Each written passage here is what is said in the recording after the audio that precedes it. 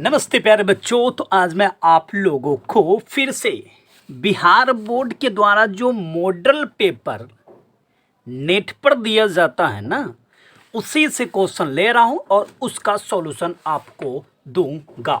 आप गौर से देखिएगा, पक्का समझिएगा, हर हालत में समझिएगा, नहीं समझने का कोई भी चांस नहीं हो सकता। चलिए तो क्वेश्चन को पढ़ते हैं। द्विघात समीकरण 2x² minus root under 5x okay plus 1 equal to 0 के मूलों की प्रकृति ज्ञात करें। मूलों की प्रकृति। अब भैया सबसे पहले तो मूलों की प्रकृति पर क्या बात करना चाहते हैं हम लोग, ये जरा सुनिए। देखिए, ये मूलों की प्रकृति है ना, ये इस पर डिपेंड होता है, डी पर। ठीक है, डी पर सब डिपेंड है। डी इक्वल टू 0 आ गया ना, तो मूल आएगी, मूल समान होगी। समान मतलब जो x का वैल्यू होगा ना, जो इस द्विघात समीकरण का वैल्यू निकलेगा। हाँ, द्विघात समीकरण का दो वैल्यू होता है ना, द्विघात समीकरण का दो मूल होते हैं ना द्विघात का। हाँ, दो मूल। ठीक है, लेकिन अगर d इक्वल टू 0 आ गया तो ये दोनों मूल क्या होगा, समान। मतलब दोनों का वैल्यू समान होगा। ठीक है, समझ रहे हैं, दोनों समान होगा। ओके, अब कंडीशन आता है कि d ग्रेटर देन 0, मतलब d जो है वो 0 से बड़ा अगर है। हाँ ठीक है ना, 0 से बड़ा है तो इसमें मूल क्या होगा, मूल भिन्न होगा। भिन्न मतलब क्या, जैसे द्विघात समीकरण का दो को मूल होता है, तो x का मान मान लो 2 आया तो फिर एक मान 3 आ सकता है। ठीक है ना, मतलब अलग अलग होगा, दो को मान होगा और दोनों क्या होगा, एक दूसरे से मैच नहीं करेगा, अलग अलग होगा। ओके, फिर एक कंडीशन आता है। ठीक है, एक कंडीशन और आता है, वो क्या है, d लेस देन 0, मतलब d का वैल्यू जब 0 से कम, जैसे कि -1, -2, -3, -4, -5 डॉट डॉट डॉट, ऐसे बहुत सारे होंगे। अगर वो 0 से कम आ जाता है तब द्विघात समीकरण का जो मूल है वो वास्तविक नहीं है। मूल वास्तविक नहीं होगा, मतलब नहीं निकलेगा अभी नहीं। बट अगर आप 11th में जाओगे ना तो ये भी संभव हो जाता है, इमेजिनरी का के मतलब कल्पना करने के बाद ऐसा होता है 11th क्लास में। ठीक है, लेकिन अभी आपको नहीं लिखना है कुछ। ठीक है ना, सिर्फ ये लिखना है कि मूल वास्तविक नहीं होगा, ये नहीं लिखना है कि आगे 11th में होगा, नहीं, ऐसा कुछ नहीं लिखना है। मूल वास्तविक इसका नहीं होगा, आगे भी सिर्फ हम कल्पना करते हैं। ठीक है ना, 11th में भी कल्पना ही किया जाता है, लेकिन 10th में अभी साफ करना ही कुछ नहीं है। d लेस देन 0, अगर d का वैल्यू 0 से कम हो गया, ठीक है, 0 से कम हो गया तो मूल उसका वास्तविक नहीं होगा, मतलब मूल आपको निकालना नहीं है, नहीं है, नहीं है। ठीक है, बस वही हुआ इसकी प्रकृति, आपको यही बताना। तीनों में से देखिए कौन आने वाला। ठीक है ना, इस चीज पर आइए चर्चा करते हैं। तो 2x² minus root under 5x plus 1 equal to 0 है।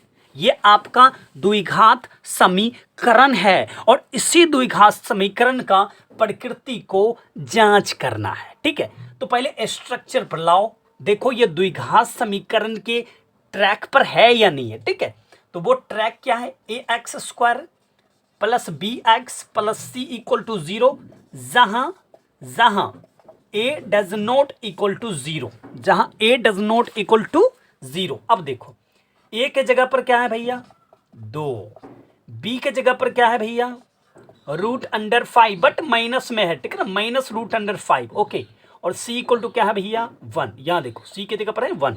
ओके, कोई दिक्कत आपको? इस द्विघात समीकरण का प्रकृति सिर्फ जांच करना है, तो हमें प्रकृति जांच करने के लिए d निकालना पड़ेगा। ठीक है, तो d निकालने के लिए देखो क्या करना है, d equal to b² minus 4ac। ठीक है, 4ac, तो ये b² माइनस 4ac। ठीक है ना, तो b देखो क्या है, यहां पे हम गोल कर दिए हैं, माइनस रूट अंडर 5 का स्क्वायर। ठीक है, फिर -4 4 into A that means what 2, ठीक है ना, ए डेट मीन्स क्या है 2, और सी डेट मीन्स क्या है 1। तो देखो ये माइनस के स्क्वायर पर क्या है, माइनस के स्क्वायर पर क्या है, स्क्वायर है भैया, स्क्वायर है, नहीं इसको स्क्वायर ही बोलते हो ना, वर्ग ही बोलते हो ना, तो माइनस के कपार पर क्या है, स्क्वायर है।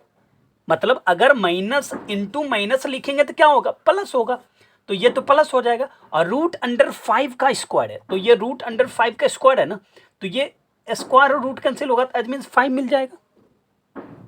ओके, और ये माइनस 4 दूनी 8, तो देखो भैया ये तो प्लस है नहीं है, और ये माइनस है, तो बड़का कौन है, 8 है, 8 का चिन्ह लेंगे माइनस, तो रिजल्ट क्या आएगा 3।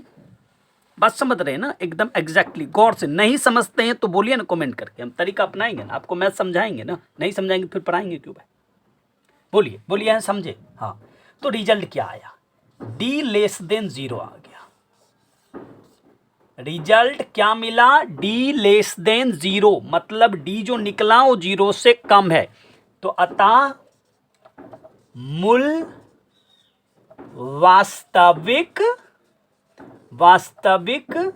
नहीं होगा, मूल वास्तविक नहीं होगा, क्योंकि यहां बताए थे ना D less than equal to 0 नहीं, सिर्फ डी लेस देन लिखा हुआ है, ठीक है ना, ऐसे रहेगा तो इक्वल हो जाता, लेकिन ये भी नहीं लिखा है, यहां देखिए कुछ नहीं है, गौर से, इसका नाम एक ही है, डी लेस देन 0, मतलब डी जो है 0 से छोटा है, तो मूल वास्तविक नहीं होगा। और यहाँ रिजल्ट क्या आया, डी लेस देन 0, क्योंकि -3 है, और -3 0 से क्या है, छोटा है, इसलिए मूल वास्तविक नहीं होगा।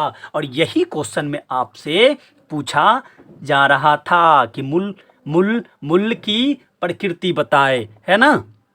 ओके, अगर कोई भी क्वेश्चन आएगा ना प्रकृति से रिलेटेड, तो इसी तरह से आपको डी निकाल लेना है। अगर डी इक्वल टू 0 तो मूल समान होगा, डी ग्रेटर देन 0 तो मूल भिन्न होगा, डी लेस देन 0 तो मूल वास्तविक नहीं होगा। प्यारे बच्चों, अगर आपको समझने में थोड़ा भी दिक्कत आ रही होगी तो मुझे कमेंट ज़रूर करना, और मेरा सपोर्ट तो कर दीजिएगा ना प्लीज़।